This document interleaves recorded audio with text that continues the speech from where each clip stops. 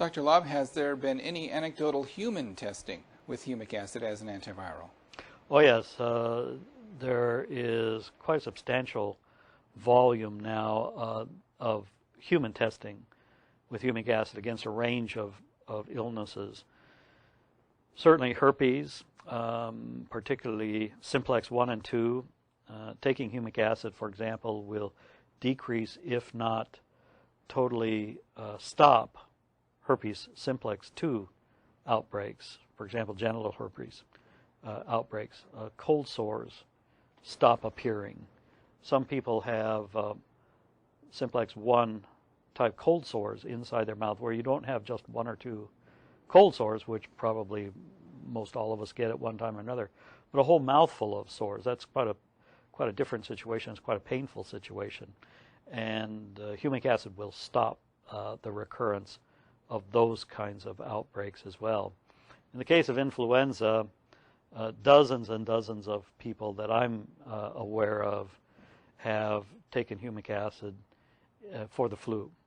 And essentially the flu, when taking humic acid in appropriate amounts to about a one and a half day event. So you're sick for 1 day, the next day you're pretty much over it, the day after that you're back to normal. So instead of spending a week to 10 days in bed, really very sick, you're back to normal within 2 to 3 days without any problem at all.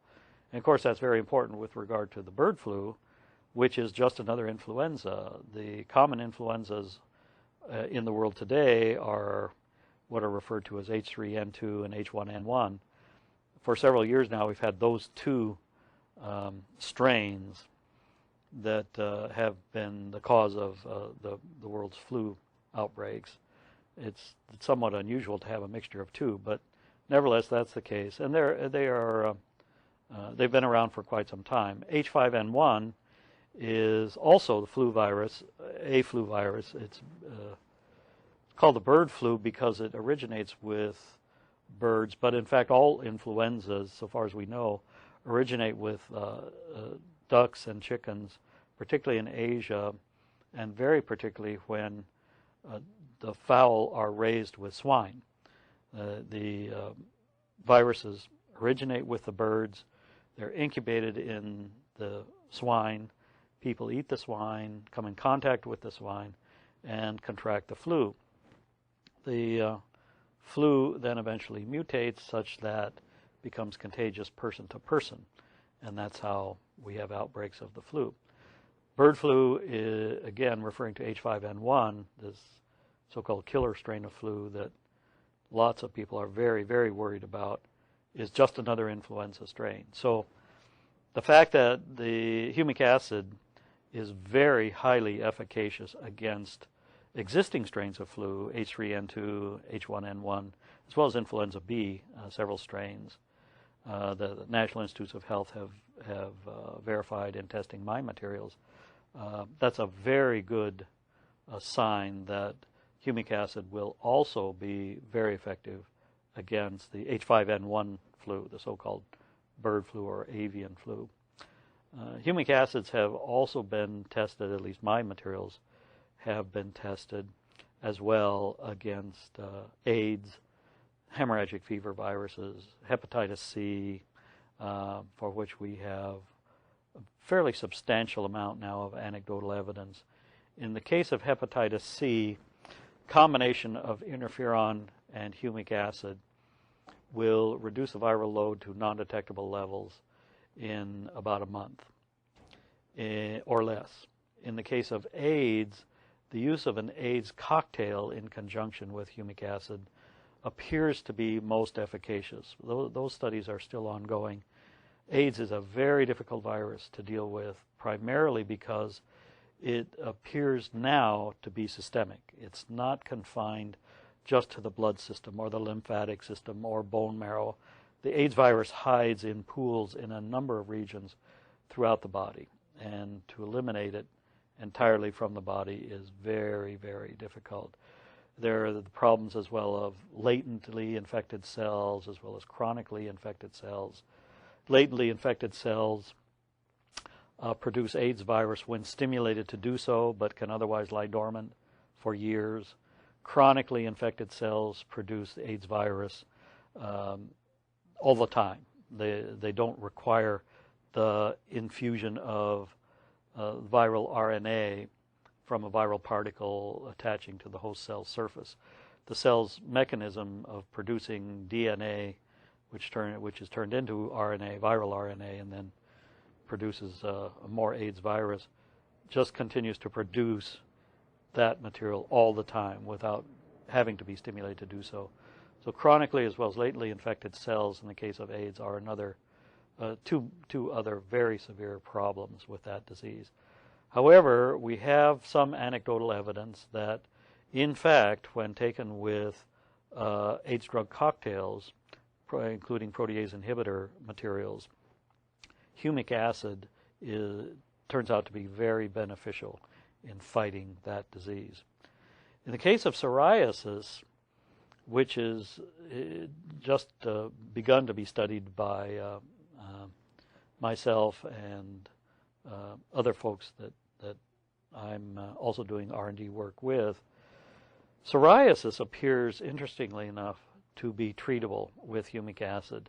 Taking humic acid internally, again 250 milligrams or thereabouts 3 times a day, as well as applying humic acid in an appropriate transdermal delivery system, when applied externally to areas affected by psoriasis, appears in fact to reduce the appearance of psoriasis, the scaly, flaky skin, scabs, bleeding, that sort of situation that psoriasis sufferers have had for years. In a couple test cases we've looked at, over 20 years psoriasis sufferers have had these conditions, these skin conditions, which in fact clear up within a matter of a month to 2 months on the use of humic acid, both internally as well as applied topically, again with an appropriate transdermal delivery system.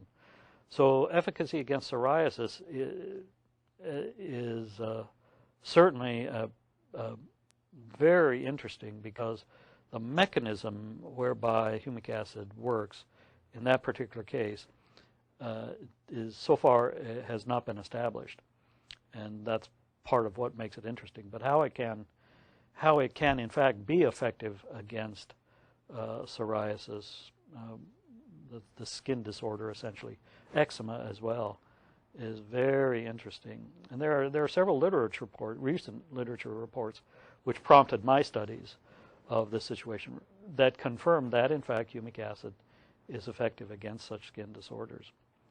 Other interesting viruses against which humic acid shows efficacy include hemorrhagic fever viruses. These would include Ebola, the Ebola family of viruses. Marburg is one version of such viruses.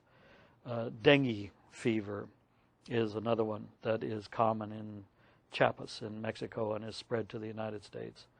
Another interesting virus that humic acid should be effective against, although we have no evidence yet, but it should be effective against West Nile in people. I have substantial anecdotal evidence that West Nile is preventable in horses, for example, by taking in humic acid.